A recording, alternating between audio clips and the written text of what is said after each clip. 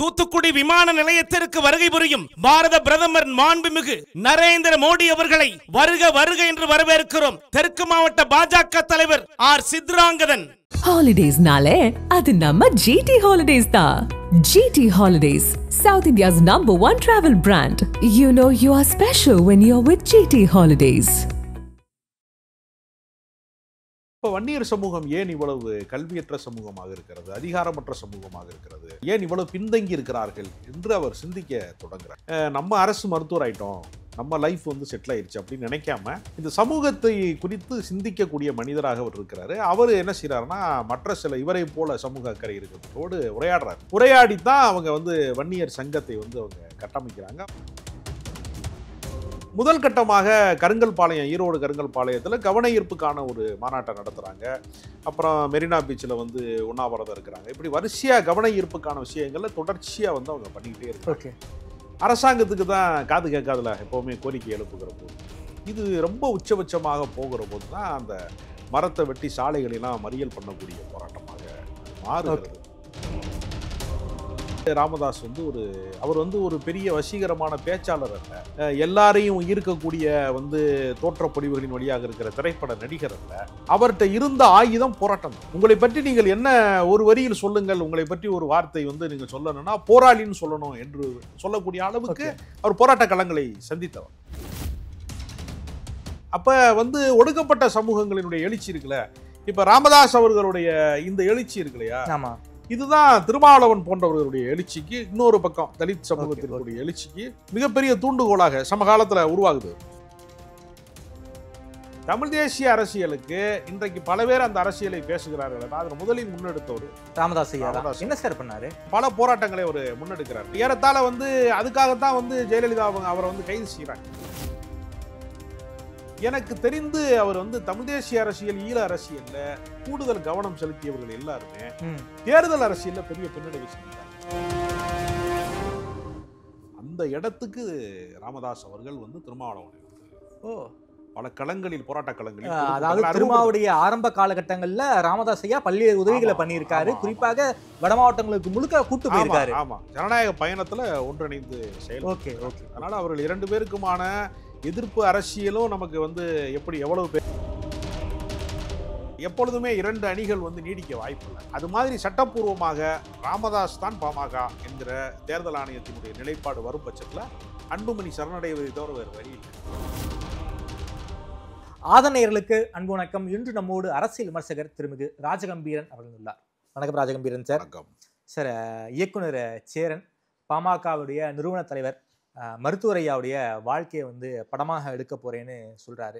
குறிப்பாக ராமதாஸ் ஐயாவை பற்றி தான் உங்ககிட்ட கேட்கணும்னு நினைக்கிறேன். அந்த 80களில் ஒரு மிகப்பெரிய ஒரு சமூக நீதி போராளி, குறிப்பாக எம்ஜிஆர் ஆட்சி காலத்தையே ஒரு திசை திருப்பிய சம்பவம் வந்து அந்த வன்னியர் இடஒதுக்கீடு போராட்டம். வன்னியர் சங்கமாக ஆரம்பித்து அதே வந்து ஒரு மிகப்பெரிய இயக்கமாக கட்டி எழுப்பியிருக்காரு. குறிப்பாக அந்த ஆரம்பகால ராமதாஸ் என்பவர் ரொம்ப ஒரு ஃபெரோஷியஸாக இருந்தார். அப்போ இருக்கக்கூடிய இந்த ஜனநாயக சக்திகள், குறிப்பாக நக்சல்பாரி, மார்க்ஸ், பழனிபாபா போன்ற ஒரு இலக்கிய போன்ற அறிவுஜீவிகள், இலக்கியவாதிகள் எல்லாமே வந்து பாமகவை ஆதரிச்சாங்க. குறிப்பாக இடதுசாரி அரசியலை ஆதரிக்கக்கூடிய எல்லாருமே வந்து பாமகவையும் ஐயா ராமதாஸையும் ஆரம்பிச்சாங்க. அந்த அளவுக்கு கட்சியுடைய பைலாவெல்லாம் கட்டமைத்து ஒரு தமிழ்நாட்டுடைய ஒரு முற்போக்கு இயக்கமாக வச்சிருந்தார். எப்படி வந்து சிபிஐ, சிபிஎம், இன்னும் குறிப்பிட்டு சொன்னா ஒரு எம்எல் இயக்கம் எப்படி வந்து கட்சியை கட்டமைச்சிருந்தாங்களோ அந்த அளவுக்கு கட்சியை கட்டமைச்சிருந்தாரு. இந்த ஆரம்ப கால இந்த ராமதாஸுடைய வாழ்க்கை வரலாறை பத்தி சொல்லுங்க. ஒரு மருத்துவராக, ஒரு கைராசி மருத்துவராக இருந்த நபர் எப்படி அரசியலுக்கு வந்தாரு, அந்த பின்னணியை பத்தி எங்களுக்காக சொல்லுங்க. 1980 காலகட்டங்களில் திண்டிவனம் அரசு மருத்துவமனையில் அவர் பணிபுரிகிறாரு. ஒரு சின்ன கிளினிக் வச்சிருக்கிறாரு. வரக்கூடிய மக்கள்லாம் ரொம்ப ஏழ்மையான மக்களாகவும் இயலாமை மிக்கவர்களாகவும் படிப்பறிவு இல்லாதவங்களாகவும் இருக்கிறாங்க. அந்த மக்கள் வருகிறவர்களில் பெரும்பாலான பேர் வந்து நீங்கள் பார்த்தீங்கன்னா தங்கள் சமூகமாக, வன்னியர் சமூகமாகவும் இருக்காங்க. அப்போ வன்னியர் சமூகம் ஏன் இவ்வளவு கல்வியற்ற சமூகமாக இருக்கிறது, அதிகாரமற்ற சமூகமாக இருக்கிறது, ஏன் இவ்வளவு பின்தங்கி இருக்கிறார்கள் என்று அவர் சிந்திக்க தொடங்குறார். ஏன்னா அவர் வந்து மருத்துவத்தை வந்து இன்னைக்கு வந்து கார்ப்பரேட் மயமாக கொள்ளை வியாபாரம் செய்யக்கூடிய அந்த காலத்தில் ஒரு குழந்தைக்கு வந்து லேசாக சளி பிடிச்சிருக்குன்னா கூட 1500 மருந்து எழுதி கொடுத்து 500 கன்சல்டேஷன் ஃபீஸ். ஒரு எளிய மனிதர்கள் கூட ஒரு குழந்தைங்கிறப்ப பதட்டமாவாங்க, ஒரு 2000 பறிச்சிருவாங்க. இப்போலாம் ஒரு கிளினிக் உள்ள போனால் அவர் வந்து 2 3 ஊசி போடுற டாக்டர். அதான் அவருடைய வாழ்க்கை. அப்போ அவருக்கு வந்து இந்த சமூக அக்கறை ஏற்படுகிறது. பாதிக்கப்பட்ட மக்களாக, ஒடுக்கப்பட்ட மக்களாக இருக்கிறவர்களுக்கு நம்ம அரசு மருத்துவர் ஆயிட்டோம், நம்ம லைஃப் வந்து செட்டில் ஆயிடுச்சு அப்படின்னு நினைக்காம இந்த சமூகத்தை குறித்து சிந்திக்கக்கூடிய மனிதராக அவர் இருக்கிறாரு. அவர் என்ன செய்யறாருன்னா, மற்ற சில இவரை போல சமூக அக்கறை இருக்கக்கூடியவர்களோடு உரையாடுறாரு. உரையாடித்தான் அவங்க வந்து வன்னியர் சங்கத்தை வந்து அவங்க கட்டமைக்கிறாங்க. அவங்களுடைய நோக்கம் வந்து வெறும் வன்னியர் சமூகம் அல்ல, ஒடுக்கப்பட்ட சமூகங்களின் ஒருங்கிணைப்பு தான் அவங்களுடைய தொடக்க கால நோக்கம். ஏன்னா தலித்துக்களுக்கும் அந்த இடஒதுக்கீடு கூடுதலாக வேண்டும் என்பது அவங்க கோரிக்கையில தொடக்க காலத்திலே இருக்கிறது.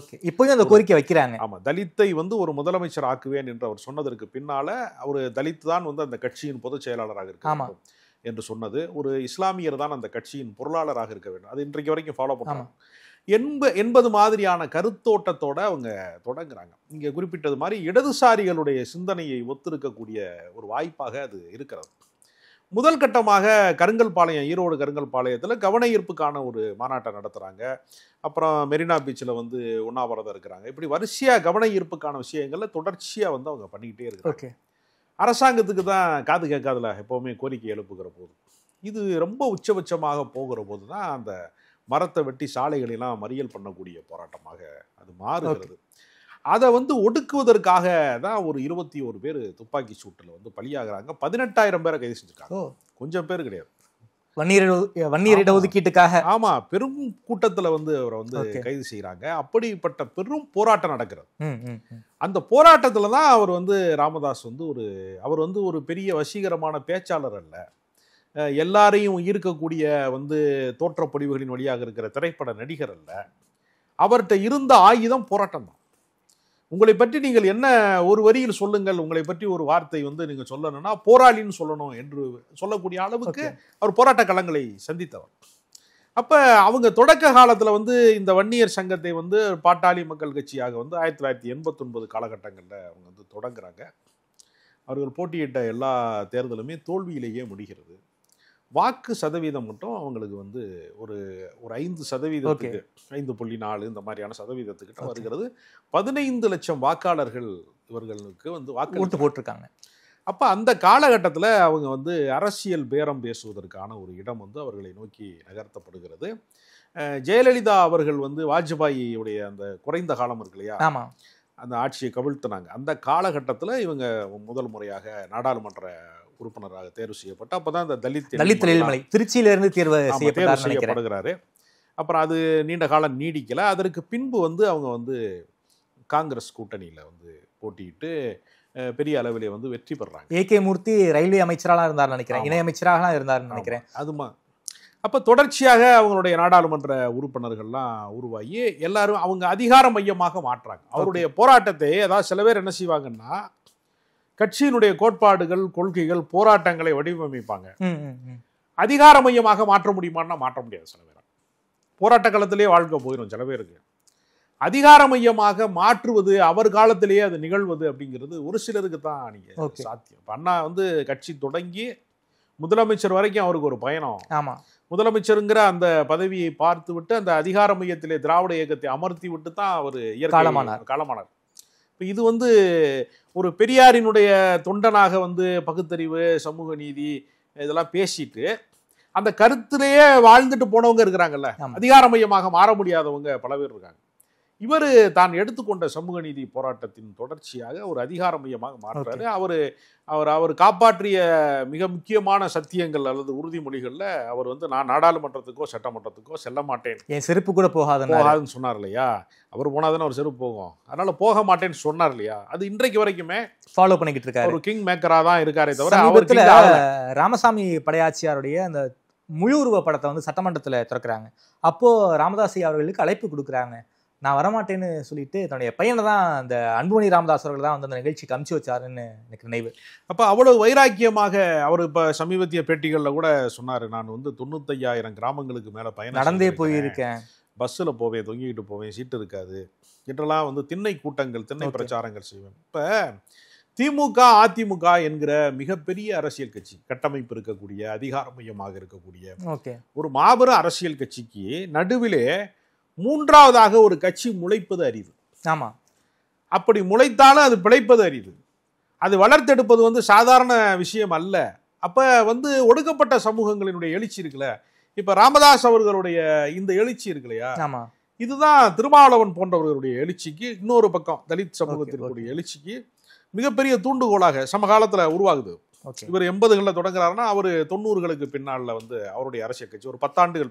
அப்ப இவருடைய அந்த சமூக நீதி போராட்டங்களினுடைய எழுச்சி இருக்கு இல்லையா, ஒடுக்கப்பட்ட சமூகங்களினுடைய எழுச்சியை பார்க்கிற போதுதான் அதற்கு ஒரு எதிர்முகமாகத்தான் உங்களுக்கு தலித் சமூகத்தினுடைய எழுச்சியை கூட பார்க்க வேண்டியிருக்கிறது. எப்பொழுதுமே சமகாலத்துல சில ரோல் மாடலாக பல பேர் உருவாவாங்க.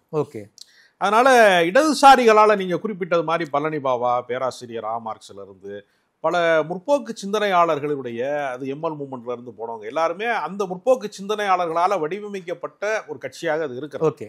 1988 குடிதாங்கி என்கிற கிராமத்துல ஒரு தலித் சமூகத்தை சேர்ந்தவர் இறந்து போயிட்டாரு, பொதுப்பாதையில செல்வதற்கு அந்த வன்னிய சமூக மக்கள் எதிர்ப்பு தெரிவிக்கிறார்கள் என்று கேள்விப்பட்டவர் பக்கத்துல ஆமா உடனடியாக அவர் என்ன செய்யறாருன்னா அந்த கிராமத்துக்கு போய் தன் தோளிலே சுமந்து பொதுப்பாதையில கொண்டு போறாரு. பல சொல்லடியும் கல்லடியும் பட்டு பல பேருடைய இதற்கெல்லாம் விமர்சனங்களுக்கு பல சிரமங்களுக்கு ஆளாகி அதை செய்யறாரு. அப்ப அதுதான் இப்ப நம்ம பார்க்க வேண்டியது என்னன்னா, அந்த ராமதாஸை தான் ஒரு ரோல் மாடலாக வைத்துக் கொண்டு அவர்கள் திரைப்படம் எடுப்பதற்கு பொழுது முயற்சி செய்யறாங்க. குடிதாங்கி என்கிற கிராமத்துல நடந்ததற்கான அந்த செயலுக்காகத்தான் தமிழ் குடிதாங்கி என்கிற பெயரை உருவாச்சு. அவர்கள் அதிகார மையமாக மாறியதற்கு பின்பு வாஜ்பாய் காலத்திலே பாஜகவோடு கூட்டணி கண்ட போது அப்பொழுதுதான் அவர்களுக்கான நாடாளுமன்ற உறுப்பினர்கள்லாம் உருவாகுறாங்க. அப்படிங்கிறப்ப அவர் பாஜகவோடு ஏற்படுகிற பயணம் இருக்குல்ல, அது மாறி மாறி கட்சிகள்ல கூட்டணி வைக்கிறாங்க. காங்கிரஸோட 2014 காலகட்டங்கள்ல அவர் மன்மோகன் சிங்கருடைய ஆட்சி காலத்துல திமுக கூட்டணியில இருக்கிறது. அப்படி என்று அவங்க மாறி மாறி பயணம் செய்யறாங்க. இந்த பயணத்துல அதிகமான ஆதாயங்களை இவங்க அடைஞ்சிருக்கு. நீங்கள் அவர்கள் அதிமுக பக்கம் போய் நின்றாலும் திமுக பக்கம் நின்றாலும் யாரு பாமக கூட கூட்டணி வைக்கிறாங்களோ அவங்கதான் மிகப்பெரிய ஒரு வெற்றி பெற முடியும். 89ல ஆரம்பிச்சு 2006 வரைக்கும் இதான் நிலைமை. இல்ல எப்பொழுதுமே பெரிய கட்சிகளுக்கும் அடுத்து ரெண்டாவது, அதாவது அதிமுக திமுக போன்ற பெரிய கட்சிகளுக்கு இடையில மாறி மாறி ஒரு நதிக்கு 2 கரைகள் என்று சொல்வதை போல தமிழ்நாட்டு அரசியலிலே திமுகவும் அதிமுகவும் மாறி மாறி இந்த 2 கரைக்கு தான் மக்கள் மாறி மாறி ஓட்டு போடுவாங்க. அப்ப அப்படி வருகிற போது இடைப்பட்ட சதவீதம்னு ஒண்ணு இருக்குல்ல, அது எப்பொழுதுமே என்னவாக இருக்கும் அப்படின்னா ஒரு 3%, 2.5%, அதிகபட்சமா இதுதான் வித்தியாசமாக இருக்கும். சென்ற சட்டப்பேரவை தேர்தலில் கூட அதிமுகவுக்கும் திமுகவுக்குமான ஒட்டுமொத்த வாக்கு சதவீதமே 3%, 15 லட்சம் பேர் தான். ஆமா. அப்ப இவர் 15 லட்சம் வாக்காளர்களுக்கான அரசியல் கட்சி நடத்துறாங்கல்ல, அப்ப இவர்கள் யார் பக்கம் சேருகிறார்களோ அது வெற்றியாக மாறிவிடும் அப்படிங்கிற அந்த லாஜிக் ஒண்ணு இருக்கிறது. 2 கட்சிகளுக்குமான இடைப்பட்ட வெற்றிக்கான வித்தியாசங்களை தீர்மானிக்கக்கூடிய சக்தியாக மாறுறாங்க. அப்படி அதிகார மையத்தை நோக்கி இவர்கள் நெருங்க நெருங்க வன்னியர் அறக்கட்டளை இதெல்லாம் வந்ததற்கு பின்பு வேறொரு வாழ்க்கை அவர்களுக்கு தொடங்குகிறது. அந்த இடத்துல இருந்து, அதாவது தமிழ் தேசிய போராட்டத்துல பிரபாகரன் தமிழ்நாட்டுக்கு ராஜீவ்காந்தி படுகொலைக்கு பின்பு அவரை ஒரு தீவிரவாதியாக மட்டுமே கட்டமைத்து, வன்முறையாளராக மட்டுமே கட்டமைத்து தமிழ்நாட்டுக்குள்ளே அரசியல் செய்ய முடியாது என்கிற தடையை முதலில் உடைத்தவரே மருத்துவர் ராமதாஸ். என்ன சார் சொல்றீங்க? ஆமா, அவர் தான் அந்த அரசியலை முன்னெடுக்கிறார். தமிழ் தேசிய அரசியலுக்கு இன்றைக்கு பல பேர் அந்த அரசியலை பேசுகிறார்கள். அதில் முதலில் முன்னெடுத்தவர் ராமதாஸ். என்ன சார் பண்ணாரு? ஏறத்தாழ அதுக்காகத்தான் ஜெயலலிதா அவரை கைது செய்யறாங்க. இந்த பொடா சட்டம் எல்லாம் போட்டாங்கன்னு நினைக்கிறேன். ஆமா, அது அந்த மாதிரி பல போராட்டங்களை அவர் முன்னெடுக்கிறார். நீங்க தேச பயங்கரவாதங்களுக்கு எதிரானவர்களை எல்லாம் நீங்க முதன்மைப்படுத்துறீங்க, தேச பயங்கரவாதத்தை எல்லாம் நீங்க முதன்மைப்படுத்துறீங்க என்றெல்லாம் அவர் மீது குற்றச்சாட்டு வருகிற போது அந்த தடையை உடைத்தது. அது கிட்டத்தட்ட நீங்க பாத்தீங்கன்னா பொங்கு தமிழ் அறக்கட்டளை என்கிற அறக்கட்டளையை உருவாக்கி தூய தமிழிலே பத்திரிகை நடத்த வேண்டும், தூய தமிழிலே ஒரு தொலைக்காட்சி நடத்த வேண்டும். மக்கள் டிவி இன்னைக்கு வரைக்கும் தூய தமிழ்ல தான் நடத்திட்டு இருக்காங்க. அதெல்லாம் வணிக நோக்கங்களுக்கு அப்பாற்பட்டு கொள்கை நோக்கங்களுக்காக முதன் கட்டமாக மொழி சார்ந்த அரசியலை கடந்த காலங்களில் திமுக செய்த அரசியல் தான் அவங்க அதிகார மையமா மாறினதற்கு பின்பு கவனம் சிதறும் இல்லையா. அவங்க அந்த அதிகார மையத்துக்கு போனதற்கு பின்பு உள்ள அவர்கள் விட்ட விஷயத்தை இவர் தொட்டு மேலே எடுக்கிறாரு. தமிழ் தேசிய அரசியல் என்பது மொழி அரசியலாக, அது மாதிரி சுற்றுச்சூழல் சார்ந்து பசுமை தாயகம்ங்கிற அமைப்பெல்லாம் குறிப்பா அந்த வேளாண் துறைக்கு வந்து ஷாடோ பட்ஜெட், நிழல் பட்ஜெட்லாம் போடுவாங்க. அதுக்கு பிறகுதான் தமிழ்நாடு அரசு வேளாணுக்கு தனி பட்ஜெட்லாம் போடுவாங்க. ஒரு அரசாங்கத்தை எப்படி வழிநடத்த வேண்டும் என்பதற்கான ஒரு முன்னத்தியராக வந்து பல விஷயங்களை வந்து அவர் செய்கிறது. தமிழ்நாட்டின் முக்கியமான சுற்றுச்சூழல் ஆர்வலர்களாக இருக்கிறவங்க, பேராசிரியர்கள், எழுத்தாளர்கள், சிந்தனையாளர்கள் எல்லாம் கூப்பிட்டு ஒரு ஆலோசனை கேட்பார்.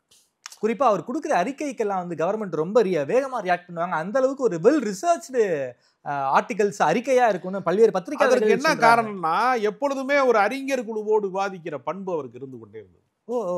சுத்தி அறிவுஜீவிகள் இருப்பாங்க, எப்பொழுதுமே அறிவுஜீவிகளோடு உரையாடக்கூடிய பண்பு அவருக்கு எப்பொழுதுமே இருந்தது. அது அப்புறம் அவருக்கு ஆலோசகர்களாக இருப்பவர்களே அவர்கள் வந்து கவிஞர்களாக, சிந்தனையாளர்களாக, மிகச்சிறந்த திறனாய்வாளர்களோட எல்லாம் அவர் உறவாடக்கூடிய ஒரு வாய்ப்பாக அவர் தொடர்ந்து அந்த பண்பை வந்து அவர் மெயின்டைன் பண்ணார். இது எல்லாமே நீங்க பாத்தீங்கன்னா கலைஞர் போன்றவர்கள் பின்பற்றிய அந்த அரசியல் முறை தான். ஏறத்தாழ அறிவார்ந்த மக்களோடு இப்ப நீங்க அதிகார மையத்தில் இருக்கக்கூடிய கலைஞர் என்ன செய்வாருன்னா, ஒரு மனவை முஸ்தபா மாதிரி ஒரு தமிழறிஞரோட, ஒரு ஔவை நடராஜன் மாதிரியான தமிழறிஞர்களோட பல பேரோட ஆலோசனை செய்யக்கூடிய இடத்துல அவர் எப்பவுமே இருப்பார். அவங்கள வந்து இவங்களோடு நமக்கு என்ன இருக்கு அப்படின்னு நினைக்க மாட்டாங்க. அதிகார மையத்தில் இருக்கிறவங்க வந்து பல பேர் என்ன நினைப்பாங்கன்னா அறிஞர்களோட தொடர்புகளோடு இருக்க மாட்டாங்க. சரி, ஆனா கலைஞர் அதையெல்லாம் எப்பொழுதுமே செய்யக்கூடியவராக இருந்தார். அது மாதிரி இவர் எப்பொழுதுமே இந்த பசுமை சார்ந்த விஷயங்கள், சுற்றுச்சூழல் சார்ந்த அரசியல் இதையெல்லாம் முன்னெடுக்கக்கூடியவராக அவர் இருக்கிறார். எனக்கு தெரிந்து அவர் வந்து தமிழ் தேசிய அரசியல், ஈழ அரசியல்ல கூடுதல் கவனம் செலுத்தியவர்கள் எல்லாருமே தேர்தல் அரசியல்ல பெரிய பின்னடைவை சந்தித்தார்கள். நீங்க அதனுடைய பல பேரை முடியும். அதுல தப்பித்தது திருமாவளவன் ஒருவர் மட்டும்தான். அவர் ஈழ அரசியல்லே இருப்பாரு, தேர்தல் அரசியலுக்கு என்று அதே பாதையில பயணித்தா வேலைக்கு ஆகாது, பல நெடுமாறன் பின்னாடி ராமதாஸ் பின்னாடி மட்டுமே போனா அது வேலைக்கு ஆகாது என்கிற போது அவர் கூட்டணி அரசியல் என்று வருகிற போது தேர்தல் பாதை வந்து அது வேறொரு பாதையாக இருக்கிறது. அதை வந்து நம்ம குழப்பிக்கொள்ள தேவையில்லை. அதனால போராட்ட அரசியலையும் திருமாவளவன் இருப்பாரு, தேர்தல் அரசியலையும் வெற்றி பெறக்கூடியவராக இருப்பாரு. இவங்க என்ன செஞ்சாங்கன்னா தேர்தல் அரசியல்ல பெரிய பின்னடைவை வந்து சந்தித்தாங்க. இந்த ஈழப்போருடைய இறுதி யுத்தம் அதுல எல்லாம் ஏற்பட்ட கட்சியின் பின்னடைவை திமுகவுக்கும் பெரிய அடி, ஆமா காங்கிரஸ் அதே போல எல்லா கட்சிகளுக்கும் பெரிய பின்னடைவை அதுல அதிமுக அறுவடை செஞ்சு. ஆமா, அதாவது பிரபாகரனை தூக்கில் போட வேண்டும் என்று சட்டப்பேரவையில் அறிவித்த ஜெயலலிதா வரலாற்றினுடைய வினோதம் பாருங்க, பின்னாளில் ஈழத்தாயாக வர்ணிக்கப்பட்டார். அப்ப எல்லா திமுக சைடு இருக்கக்கூடிய ஈழத்தமிழர் அரசியல் ஏற்பட்ட பின்னடைவை பூராம ஏடிஎம்கே அறுவடை செய்து விட்டது, நரேட்டிவ் செட் பண்ணிட்டாங்க. அதனால பல தமிழ் அறிஞர்கள், அந்த தமிழ் ஆர்வலர்கள், ஈழ தமிழ் வந்து பல பேர் வந்து இலை மலர்ந்தார் ஈழ மலர்னு சீமான் பேசினார் இல்லையா, அது மாதிரியான ஆட்கள்லாம் ஜெயலலிதா பின்னால் அணிவகுக்கக்கூடிய ஒரு கால மாற்றம் நிகழ்ந்தது. இந்த அரசியல் பெரிய வீழ்ச்சிக்கு போனதற்கு பின்பு அப்புறம்தான் அவங்க வந்து மீண்டும் வன்னியர் சங்கத்துக்கு திரும்புறாங்க. ஒரு பறவை வந்து முட்டையை உடைத்து பறந்ததற்கு பின்பு மீண்டும் வந்து அந்த பறவை முட்டைக்கு திரும்பாது, எங்கேயுமே கூட்டுக்கு திரும்பாது. இவங்க மறுபடியும் வன்னியர் அரசியலுக்கே திரும்ப வேண்டிய நிலைமை இவங்க ஈழ அரசியலில் ஏற்பட்ட தேர்தல் அரசியல், அதை முன்னெடுத்ததனால் ஏற்பட்ட தேர்தல் அரசியல் பின்னடைவின் வழியாக மறுபடியும் வன்னியர் சங்கங்களுக்குள்ள அவங்க போகிற போது தனிப்பட்ட விவகாரங்கள் இருக்கல, ஒருத்தன் காதலிக்கிறான், ஒரு பொண்ணை கூட்டிட்டு போயிட்டான், இதெல்லாம் வந்து ஒரு அரசியல் கட்சி ஹேண்டில் பண்ற விஷயமே இல்லை. அந்த பிரச்சனை வந்து உங்களுக்கு தருமபுரி பிரச்சனை தெரியும். திவ்யா, இளவரசன் திவ்யா 3 கிராமங்கள் வந்து தீ வைத்து எரிக்கப்பட்டது. அந்த களத்திற்கு எரிக்கப்பட்ட மறுநாளே நான் வந்து நேரில் பார்த்தவன், நான் ஒரு சாட்சி. என்ன சார் சொல்றீங்க? ஆமா, அந்த உடனடியாக KM ஷரீப் என்று தமிழக மக்கள் ஜனநாயக கட்சி என்கிற புதுக்கோட்டை KM ஷரீப் அவர்கள் வந்து ஒரு சமூக செயல்பாட்டாளராக என்னையும் அழைத்து கொண்டு அதை வந்து பார்வையிடுவதற்கு நேரடியாக கள ஆய்வுக்கே போனோம் நாங்கள். அந்த கொடூரமான காட்சிகள் இருக்குல்ல, அது வந்து முழுக்க முழுக்க நக்சல் பாரிகளினுடைய போராட்ட களமாக இருந்தது. அப்பு பாலனுக்குலாம் அங்கேயே இருக்கிறது, கொடியோட சிலைகளோட இருக்கிறது. அந்த இடத்திற்கு முன்பு அவர்கள் சிலையாக நின்று கொண்டிருக்கிறதற்கு முன்பு அந்த வீடுகள்லாம் அது குடிசையும் கிடையாது, கான்கிரீட் வீடுகள். ஒருத்தன் தன் வாழ்நாளில் ஒரு 30 ஆண்டு கால சேமிப்புல வந்து ஒருத்தன் ஒரு வீடு கட்டுறான், ஒரு நடுத்தர வர்க்கத்தை சேர்ந்தவன், ஒரு சிறு வியாபாரம் செய்கிறவன். அவனுடைய வாழ்நாளில் ஒரே நாளில் அது தீக்கிரையாக்கப்பட்டு விட்டது. யாரோ தனிநபர், அவன் செஞ்ச தவறும் கிடையாது, அவன் வந்து சாதி ரீதியான ஆளும் கிடையாது, யாரோ தனிநபர் வந்து ஒரு பெண்ணும் ஒரு ஆணும் வந்து வேறு வேறு சாதிக்காரர்கள் காதலித்தார்கள் என்கிறது எங்கள் சமூகத்து பெண்ணை கூட்டிட்டு போயிட்டான் ஒரு தலித் இளைஞன்கிற கோபத்திற்கு ஒட்டுமொத்த கிராமமும் தீப்பற்றி எறிவதுங்கிறது இருக்கு. அது ரொம்ப பெரிய அந்த சோசியல் இன்ஜினியரிங்னு பாஜக காரங்க சொல்லுவாங்க. சாதி ரீதியான பிளவு அரசியலை முன்னெடுப்பது என்பது. அதில் வந்து பாமக பலியாகி விட்டது என்று திருமாவளவன் இன்றைக்கு வரைக்கும் அந்த குற்றச்சாட்டை திரும்ப திரும்ப சொல்லிட்டே இருக்கு. அதற்கு பின்பு அவர்கள் வந்து தலித் அல்லாதவர் கூட்டமைப்பு எப்படி தொடங்கினார் அரசியலை, எப்படி வந்து அது முடியுது பாருங்க. அவர் தலித் அல்லாத ஒரு கூட்டமைப்பு என்று ஒன்று உருவாகி கல்யாண மாலை நடத்துறவங்க மாதிரி நம்ம பொண்ணு வேற பக்கம் ஓடி போயிடக்கூடாது, கூலிங் கிளாஸ் போட்டேன் பின்னாடி போயிடக்கூடாதுன்னு பேசக்கூடிய ஒரு விபரீதமான இடத்திற்கு அந்த கட்சி வந்து சேர்ந்தது. ஓகே, அது ஒரு அரசியல் கட்சி தனிநபருடைய உரிமையில வந்து காதலிப்பது, என்ன யாரை காதலிப்பது, என்ன உணவு சாப்பிட்றது, என்ன மாதிரியான வாழ்க்கை, என்ன உடை உடுத்துவது, இதையெல்லாம் வெளியில இருக்கிறவர்கள் வந்து தீர்மானிக்க கூடாது. என்ன சாமி கும்பிடுறோம், இதெல்லாம் வந்து தனிநபர் உரிமைகள். என்ன பிராண்டு சரக்கு அடிக்கிறான்னு ஒரு அரசாங்கம் தீர்மானிக்க முடியுமா? ஒரு தனிநபர் உரிமைகள் எல்லாமே. அது நீங்க சரி தப்பு, நீங்க நுகர்வு சார்ந்து, உணவு சார்ந்து, உடை சார்ந்து, கலாச்சாரம் சார்ந்து, பண்பாடு சார்ந்து தனிநபர் உரிமைகள். இதுக்குள்ள தலையிடுவதுன்னு ஒண்ணு இருக்குல்ல. இந்த சாதியவாதத்தினுடைய வன்மத்திற்கான இடமாக வந்து அவர்கள் வந்து மீண்டும் வந்து வன்னியர் சங்கத்தினை நோக்கி அவர்கள் திரும்புகிற போது அந்த அரசியல் கட்சிக்கு ஒரு பெரிய பின்னடைவு வந்து விட்டது. ஓகே, ஏற்கனவே அவங்க பின்னடைவை சந்திக்கிற போது வன்னியர் ஓட்டு அந்நியருக்கு அல்ல என்றெல்லாம் சில முறை பேசி, அப்ப ஏறத்தாழ வந்து வன்னியர் அல்லாதவர்கள் அத்தனை பேருமே இந்த கட்சிகளை ஒதுக்க வேண்டிய ஒரு நிலைமை வந்து உருவாக்க வேண்டிய சூழல் வந்து. ஓகே சார், அப்படியே கொஞ்சம் ஆரம்ப காலத்துக்கு போகணும்னு நினைக்கிறேன் சார். அந்த வன்னியர் சங்க போராட்டம் ஒரு மிகப்பெரிய போராட்டம். அவர் செஞ்ச போராட்டத்தின் காரணமாக தான் தமிழ்நாட்டில் எம்பிசிங்கிற ஒரு சப்காஸ்ட் உருவாச்சா சார்? குறிப்பாக மற்ற ஊர்லலாம் பார்க்கும்போது ஓபிசி, எஸ்சி, எஸ்டி தான். ஆனால் தமிழ்நாட்டில் மட்டும் எம்பிசி மிகவும் பிற்படுத்தப்பட்டவர்கள். இல்ல, அது நீங்க திரும்ப திரும்ப இப்ப இந்த சாதிவாரி கணக்கெடுப்பு ஒரு விஷயம் இருக்கு இல்லையா, அது வந்து நம்ம வந்து என்னன்னா எந்த சமூகங்கள் எல்லாம் வந்து பின்தங்கி இருக்கிறது, யாரெல்லாம் கல்வி மறுக்கப்பட்டவர்களா இருக்கிறாங்க, யாரெல்லாம் அதிகாரமற்றவர்களா இருக்கிறாங்க. அதாவது கல்வி குறித்து ஒரு அறிஞர் சொன்னா, கல்வி என்பது என்ன, ஏதோ நம்ம வந்து படிக்க போறோம், வேலைக்கு போறோம் அப்படின்னு நம்ம புரிந்து கொள்றோம். அப்படி அல்ல. அதற்கு ஒரு பெரிய ஒரு பின்புலம் இருக்கிறது. என்ன அப்படின்னா, அதிகாரம் ஒரு இடத்திலே குவிக்கப்படுகிறது. குவிக்கப்பட்ட அதிகாரத்துல சாமானியனுக்கு பங்கு இருக்கிறதா? எளிய மனிதனுக்கு அதிகாரத்தில் ஏதாவது பங்கு இருக்கிறதா? ஒரு பங்கு, எந்த பங்குமே கிடையாது. ஆனால் எளிய மனிதனுக்கு அதிகாரத்திலே பங்கு வைப்பதற்கு, முக்கிய முடிவுகள் எடுப்பதற்கு ஒரு வலிமையை தருவது எது என்றால் கல்விதான். ஒரு ஜட்ஜா இருக்கிறதுனால ஒருத்தர் ஒரு உத்தரவு போடுறாருல, நீங்க கட்ட பஞ்சாயத்து பண்ணி ஒருத்தர் வந்து பேசுறதுக்கும் ஒரு ஜட்ஜு உத்தரவு போடுறதுக்குள்ள வேறுபாடு இருக்குல்ல. ஒரு வீட்டை நீங்க அகற்றுங்க, ஆக்கிரமிப்பை அகற்றுங்கன்னு ஒருத்தர் பஞ்சாயத்து பண்ணி அகற்றுவதற்கும் ஒரு சட்டப்பூர்வமாக ஒரு நீதியரசர் அதை செய்வதற்குள்ள வேறுபாடு இருக்குல்ல. அப்ப அதிகாரத்துல வந்து சாமானியனை பங்கேற்க வைப்பதற்கு தான் வந்து நம்ம வந்து உயர் பொறுப்புகளுக்கு வரணும். பிற்படுத்தப்பட்டவர்களோ, ஒடுக்கப்பட்டவர்களோ, தாழ்த்தப்பட்டவர்களோ, பட்டியலின மக்களோ, சிறுபான்மை மக்களோ, பெண்களோ, இவர்கள்லாம் அதிகார மையத்திற்கு வரணுங்கிறதுக்காக அவங்க செய்த வேலை திட்டங்கள் இருக்குல்ல, அது உண்மையிலேயே பாராட்டுக்குரியது. பிற சமூகங்களுடைய எழுச்சிக்கும் அது காரணமா இருந்தது. என்ன சார் சொல்றீங்க? ஆமா, அதாவது நீங்க சாதி ரீதியாக, சமூக ரீதியாக, ஏன்னா சாதி வந்து நடைமுறையில வந்து சாதி ஒழிப்பை எவ்வளவு முற்போக்காளர்கள் பேசினாலும் நடைமுறையில சாதி ஒழிப்பு என்பது சாத்தியமற்றதாக இருக்கிறது.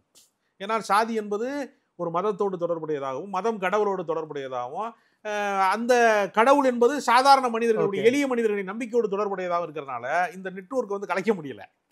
அப்ப சாதிய நம்பிக்கைகள் இல்லாதவர்களாக முற்போக்காளர்கள் ஒரு குறிப்பிட்ட சிறு சக்தியில் தான் இருக்க முடியும். அப்ப ஏற்கனவே அதை பின்பற்றக்கூடியவர்கள்ல அவர்களுடைய வாழ்வாதாரத்தை மீட்டுக் கொடுப்பதற்கு என்ன வழி? அதுதானே சமூக நீதிங்கிற கோட்பாடு. ஓகே, அந்த இடத்துல அவன் இப்படி இருக்கான், பழங்குடியினராக இருக்கான், அல்லது ஒரு மூட நம்பிக்கையில இருக்கான், அதை எல்லாத்தையும் கலைச்சிட்டு தான் அவன் வாழணும்னு அல்ல. அந்த நம்பிக்கைகளோடு சேர்ந்து அவனுடைய வாழ்வாதாரத்தை பாதுகாத்து கொடுப்பதற்கான அந்த சமூக நீதி பயணத்தை வந்து உருவாக்குறதுல இவர் வந்து ஒரு முன்னோடியாக திகழ்கிறார். இப்ப நீங்க தொடக்கத்துல வந்து பிராமண ஆதிக்கம் நம்ம சொல்றோம், அது பின்னாடி என்ன ஆகுதுன்னா இடைப்பட்ட சாதிகளுடைய ஆதிக்கத்துக்குள்ள வருகிறது. அப்ப இன்னும் ஒடுக்கப்பட்டவனாக இருக்கிறவன், நீங்க சொன்ன மாதிரி அந்த மோஸ்ட் பேக்வேர்டு, மிகவும் பிற்படுத்தப்பட்டவன், பட்டியல் இனத்தை சார்ந்தவன், இன்னும் வந்து அந்த பட்டியலுக்குள்ளேயுமே முழுமையா வந்து சேராதவன், அருந்ததியர்கள் போன்றவர்கள், இன்னும் வந்து குதிரை வண்ணார் போன்றவர்கள், அது வந்து அதாவது வகைப்படுத்தப்படாதவர்களே நிறைய பேர் இருக்காங்க. அப்ப வந்து உதிரி பாட்டாளிகள் பல பேர் இருக்கான். அப்ப எல்லாருடைய வாழ்வாதாரத்தையும் பாதுகாக்கப்பட வேண்டும் என்பதற்கான ஒரு குரல் என்பது மிக மிக முக்கியமான ஒரு அம்சமா பார்க்கிறேன். சார், திருமாவளவனே சொல்லியிருக்காரு சார், இன்னைக்கு வட மாவட்டங்கள்ல நான் போடுற பெரும்பான்மையான அம்பேத்கர் சிலை வந்து ஐயா ராமதாஸ் திறந்து வச்சதுதாங்கிறாரு. அந்த அளவுக்கு அம்பேத்கர் சிலையை வட மாவட்டங்கள்ல வந்து பல இடங்களை திறந்து வச்சவர் ராமதாஸ் ஐயாவாமே. இல்ல, அவங்க வந்து முழுக்க முதல் கட்டமாக அரசியல் கட்சி தொடங்குற காலகட்டங்கள்ல ஒடுக்கப்பட்ட சமூகங்களின் ஒருங்கிணைப்பு தான் அவங்க. அதாவது அப்ப வெறும் வன்னியர் சங்கம் அல்ல. ஓகே, அப்ப பட்டியல் இனத்தை தங்களுடைய ஒரு பகுதி. இன்னொன்னு சொன்னா, மதுரையில வந்து தலித் பேந்தர் ஆஃப் இந்தியா என்கிற அமைப்பின் வழியாக திருமாவளவன் உருவாகி கொண்டிருக்கிற அந்த காலகட்டத்துல அவரை முழுக்க முழுக்க வட மாவட்டங்களுக்குள்ள வலம் வர செய்ததே ராமதாஸ் தான். நீங்க அது வந்து பல பேருக்கு வந்து, ஏன்னா அவருடைய ஊர் வந்து, அதாவது காவல்துறையினுடைய தடயவியல் நிபுணராக வந்து வேலை செய்து கொண்டிருக்கக்கூடிய மதுரையில வேலை பார்த்துட்டு கொண்டிருக்கக்கூடிய திருமாவளவன் அவர்கள் எழுச்சியாக பேசுகிறார். மலைச்சாமி என்பவர் வந்து திடீர் மரணத்தின் வழியாக அவர் அந்த தலித் பேந்தர் ஆஃப் இந்தியாவுக்கு தலைவராகிறார். சாதாரண அரசு பேருந்துல போய் நீங்க மதுரை மாவட்டத்துக்குள்ள தென் மாவட்டத்துக்குள்ள சாதி ஒழிப்பு பேசுறதை விட உயிருக்கு ஆபத்தானது ஒண்ணுமே கிடையாது. நீங்க போய் உசிலம்பட்டியிலையும் இதுலையும் போய் பெரிய குளத்திலையும் நின்றுக்கிட்டு பட்டியலின மக்களை வந்து அவருடைய பாதிப்பு குறித்து பேசுறது இருக்குல்ல, அது ஜனநாயக ரீதியா பேசுறது இருக்குல்ல, இல்ல இன்னைக்கும் நல்ல விட்டு ரகசியமா இருக்கிறது யார் வேணாலும் அறியலாம். ஜனநாயகமாக சந்திப்பது இருக்குல்ல, அது இன்றைக்கு வரைக்குமே கற்பனைக்கு கூட சாத்தியம் இல்லாத ஒரு விஷயம். அதை வந்து திருமாவளவன் வந்து தைரியம் செஞ்சிருக்கிறாரு. அவரு மிகப்பெரிய கல அரசியலை வந்து அவர் செய்கிறாரு ஜனநாயக பூர்வமாக. அப்போ வந்து நீங்க வந்து அவர் வந்து ஒரு நக்சல் பாரி அமைப்பு மாதிரி தான் தொடங்குறாரு. தேர்தல் பாதைங்கிறாரு, அப்படிதான் அவர் தொடங்குறாரு. அவருடைய அமைப்பின் மீது ஆயிரக்கணக்கான வழக்குகள் பதியப்படுகிறது, டிபிஐ மீது. ஆமா.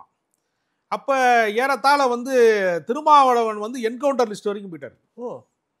அவரை பொறுத்தவரையில அவர் ஒரு சமூக விரோதி. அன்னைக்கு ஏன்னா அவர் சமூக விரோத செயல்கள் செய்யல, சாதி ஒழிப்பை முன்னெடுக்கிற போது அதற்கு ஏற்பட்ட பகைகள், பொய் வழக்குகள், அதெல்லாத்துல அவர் கட்டங்கட்டப்பட்டார். சரி, அந்த அளவிற்கு வந்து அவருக்கு நெருக்கடி உருவாகி விட்டது. ஏறத்தாழ அவருடைய இளமை காலம் முழுக்க போராட்ட களங்களிலும் இது மாதிரியான களங்களிலும் இருந்ததுனாலதான் அந்த திருமண வாழ்க்கையை தள்ளி போட்டு திருமணமே ஆகாம போச்சு.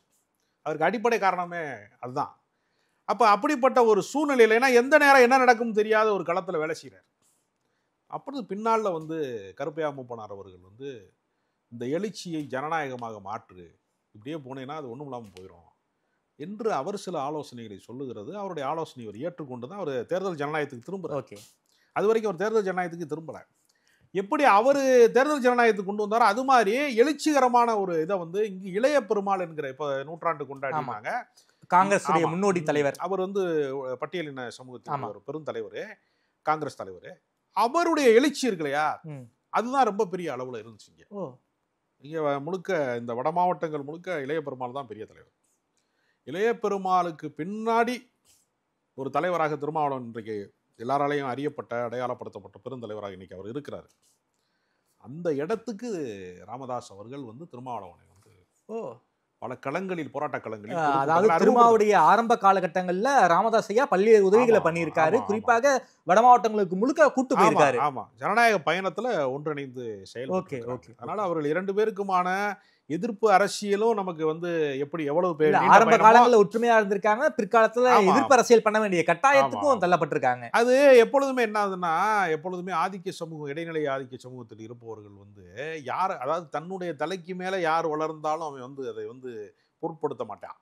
ஓகே, உயர் சாதிக்காரர்கள் வந்து எவ்வளவு அதிகார மையங்கள்ல இருந்தாலும் 100% அதிகார மையங்கள்ல இருந்தாலும் அவனுக்கு பிரச்சனை இருக்காது. சரி, பட்டியல் இனத்தை சேர்ந்தவன் பக்கத்து தெருக்காரன் 2 தெரு தள்ளி நம்ம ஊரு வேற சேரி வேறையா இருக்கிறதுனால திடீர்னு ஒருத்தன் வந்து ஒரு அரசு பதவிக்கு போயிட்டான், ஒரு சின்ன ஒரு பைக் வாங்கிட்டான், ஒரு சிறிய வாழ்க்கையை பார்த்துட்டான்னா அவனுக்கு இயல்பாக ஒரு பொறாமை உணர்ச்சி ஏற்படும். ஓகே, இந்த உளவியல் சிக்கல் இருக்குல்ல, இடைநிலை சாதிகளுக்கும் பட்டியலின சமூகத்துக்குமான நம்ம கரண்ட் போனவனே பக்கத்து வீட்டுல கரண்ட் போச்சுன்னு கேட்க மாதிரி உளவியல் சிக்கல் இருக்கு எல்லாத்துக்குமே. பக்கத்து வீட்டுல கரண்ட் போறதுனால இவனுக்கு என்ன மகிழ்ச்சியே அடைவான், சேர்ந்து வந்துடும் கரண்ட்டுன்னு சொல்றான்ல. அது மாதிரி சக பயணத்துல இருக்கிறவன்ல பின்தங்கி இருக்கிறவனுடைய அந்த அவனை ஒடுக்கிறது மூலமாக இவனுடைய ஆதிக்கம் நிலைநாட்டப்படுவதாக நினைக்கிறான். உண்மை என்னன்னா, இரண்டு பேரும் சேர்ந்து ஆதிக்கங்களும் அதிகாரங்களும் குவிக்கப்பட்ட இடங்களை நோக்கி தான் இவங்க போராடி இருக்கணுமே தவிர, இதான் கன்சிராம் பண்ணாரு, அதை செய்திருக்க வேண்டுமே தவிர அண்ணன் தம்பி சண்டையா வந்து பங்காளி சண்டை மாதிரியாக இதை மாற்றுவது இருக்குல்ல. அது தென் மாவட்டங்கள்ல ஒரு முறை ஒரு சாதி கலவரம் நடக்குது. வெளிநாட்டுல இருந்து ஒரு பத்திரிகையாளர் வர்றான். சரி, ஒரு சர்வதேச ஊடகத்துல வரான். அவனுக்கு இவங்க எதுக்கு சண்டை விடுறாங்கன்னு புரிய மாட்டேங்குது. என்ன காரணம்னா, தன்னை வந்து உயர் சாதின்னு ஆதிக்க சாதின்னு கருதிக்கிறான்ல, ஆமா, அவனும் கருப்பா இருக்கான், இவனும் கருப்பா இருக்கான். இவனுக்கும் குடிக்க கஞ்சி இல்லை, அவனுக்கும் குடிக்க கஞ்சி இல்லை. இவன் ஒரு மாடு வச்சிருக்கானா, இவன் அந்த மாட்டை மேய்க்கிறான், அது மிச்சம். இவன் ஒரு தம்மாந்துண்டு நிலம் வச்சிருக்கான்னா, அந்த நிலத்தை போய் இவன் வந்து ஏதோ உழுது கொடுக்குறான். இவனும் கூலி வேலை பார்க்குறான், அவனும் கூலி வேலை தான் பார்க்குறான். பெரிய ஸ்டேட்டஸ் டிஃபரன்ஸ் கிடையாது. ஆண்டான் அடிமைக்கான அளவுகள்லாம் சொத்து பத்துக்கள்லாம் கிடையாது. ரெண்டு பேரும் ஒரு மாதிரியே தான் இருக்கான். ஆனா அவன் புத்திக்கு இல்லை, நம்ம பெரிய ஆளு, இவன் சாதாரண ஆளு என்கிற உளவியல் சிக்கல் தான் இந்த சாதிய ஓகே குழப்பங்களுக்கு காரணமா இருக்கிறது. அப்ப நம்ம இதை வந்து எப்படி வந்து நம்ம மண்டைக்குள்ள அந்த விஷத்தை வந்து புகுத்தி இருக்காங்க சாதி ரீதியாக வந்து எல்லா ஜாதிக்காரனுமே தான் ஜாதி தான் உயர்ந்தது, மற்ற ராஜ பரம்பரை அப்படி எல்லாருமே ஆண்ட பரம்பரை, ஆளாத பரம்பரையே கிடையாதுங்கிறான். ஆண்ட பரம்பரைன்னு சொல்றான். இது என்ன ஆகுதுன்னா கடந்த கால பெருமைகளின் வழியாக நிகழ்காலத்துல வாழ முடியுமா? நிச்சயம் முடியும். ஆண்ட பரம்பரைன்னு சொல்றது மூலமா கார் கம்பெனியில வந்து நமக்கு கொடுப்பானா, காசு கட்டாம கார் கொடுப்பானா என்ன? நாங்க ராஜாக்கள் பரம்பரைங்க, எங்களுக்கு ஒரு கார் கொடுங்கன்னா கொடுப்பானா? கொடுக்க மாட்டான்ல. இன்னைக்கு நீ என்ன சம்பளம் வாங்குற, உன் ஸ்டேட்டஸ் என்ன, உன் வருமானம் என்ன, இன்கம் சர்டிஃபிகேட் கொடுன்னு கேட்பான்.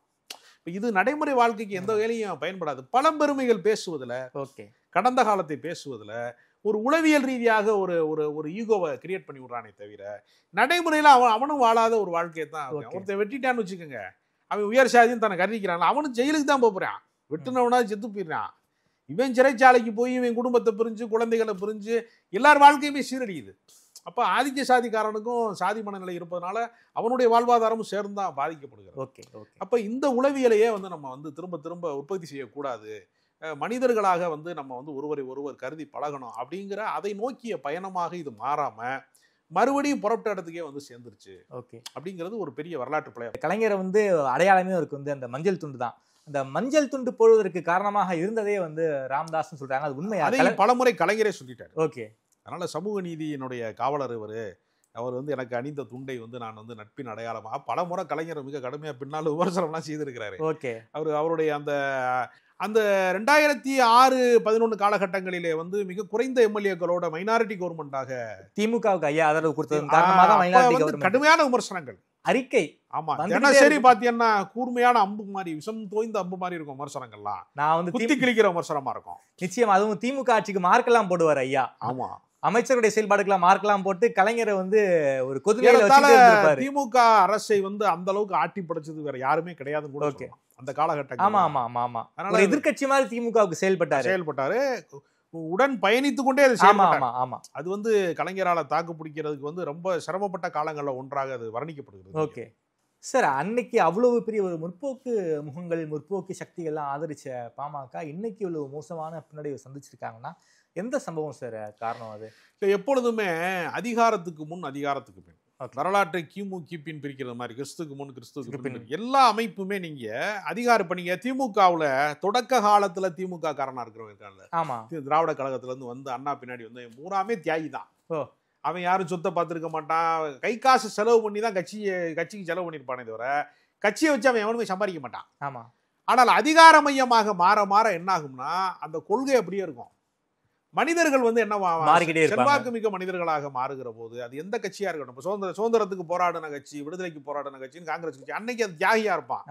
பின்னாடி அவன் தான் பிரிட்டிஷ்காரன் செஞ்ச கொடுமை மாதிரியே அவன் செஞ்சிருப்பான். இந்திய எதிர்ப்பு போராட்டத்துல மாணவர்களை சுட்டு கொன்றதுல இருந்து பல விஷயங்கள்ல பாத்தீங்கன்னா பின்னாடியில அதிகார மையமாக மாறுகிற போது எல்லா அரசியல் கட்சிகளுக்குமே ஒரு தடம் புரண்ட வரலாறுன்னு ஒண்ணு. இந்த அதாவது விளக்கின் அடியிலே இருள் வட்டம் போடும்ன்ற மாதிரி அவர்களுடைய ஒளிமிக்க வரலாறுக்கு பின்னாடி ஒரு இன்னொரு பக்கமாக ஒன்று உருவாகி விடும் எல்லா அரசியல் கட்சிகளும். அது எல்லா அரசியல் கட்சிகளுக்கும் இந்த வரலாற்று பிழை நிகழும். சிறிய அரசியல் கட்சிகள்ல நிகழ்கிற போது அது பூதாகரமாக பெரிய கட்சிகளால் விவாதிக்கப்படும், ஊடகங்களால் விவாதிக்கப்படும். அவருடைய அரசியல் வந்து இந்த இது மாதிரியான சமூக நீதி அரசியல் பேசுகிறவர்களுடைய அழிவு இருக்குல்ல, பின்னடைவு இருக்குல்ல, அது பெரிய கட்சிகள் விரும்பும். தமிழ்நாட்டில் மூன்றாவது சக்திகள் வந்து முளைத்து விடக்கூடாதுங்கிற ஒரு இடம் இருக்கு இல்லையா, அதுக்கு வந்து இவர்கள் போன்றவர்களுடைய எழுச்சியை வந்து யாரும் விரும்ப மாட்டாங்க.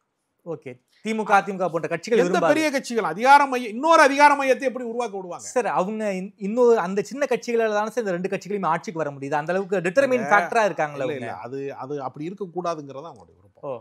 அப்படி இருந்துருச்சுன்னா அவர்கள் தீர்மானிக்கிற சக்தியா ரிமோட் கண்ட்ரோல் அவங்க மாறிடுவாங்க. சரி. அதனால எந்த பெரிய கட்சிகளுமே சிறிய கட்சிகளுடைய வளர்ச்சி என்பது அவங்களுக்கு குடைச்சல். ஏன்னா நீங்க ஒண்ணு எப்பவுமே என்னன்னா பெரிய கட்சிகளுக்கு வந்து கள போராட்டங்கள் வந்து பெருசா இருக்காது.